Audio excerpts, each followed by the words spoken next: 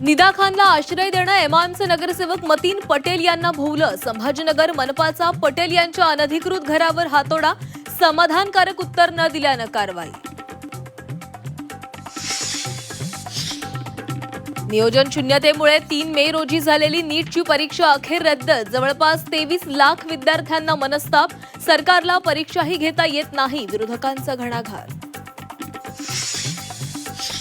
नीट paper फुटीचे धागेदोरे अनेक राज्यांपर्यंत. नाशिकमध्ये पहिला पेपर फुटल्याची धक्कादायक माहिती. संशयित शुभम खैरनार सीबीआयच्या जाळ्यात. 15 लाखात पेपर विकल्याची माहिती.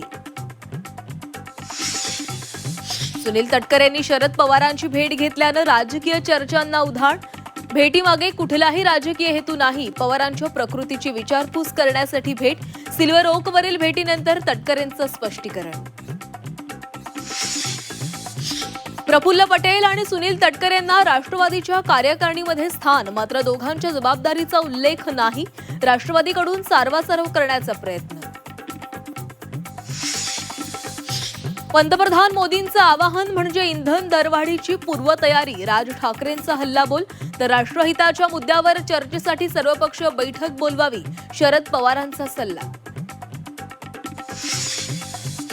रुपाली चाकणकरांना ईडीचं समन्स. शिवनिका ट्रस्ट व्यवहार प्रकरणी समन्स बजावल्याची सूत्रांची माहिती.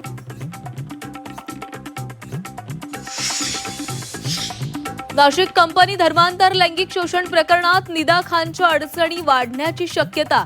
धर्मांतर प्रकरणात निदा खानची महत्वाची भूमिका. राष्ट्रीय महिला आयोगाच्या अहवालामध्ये ठपका. राज्यामध्ये पुन्हा एकदा उष्णतेची लाट. पुढील 3 दिवस तापमान 2 ते 3 अंशांनी वाढण्याचा इशारा. उत्तर मध्य महाराष्ट्राला उष्णतेचा येलो अलर्ट. अंदमानात मान्सूनची चाहूल. शेवटच्या आठवड्यात मान्सून अंदमान निकोबारच्या काही भागात दाखल होणार, भारतीय हवामान विभागाचा अंदाज.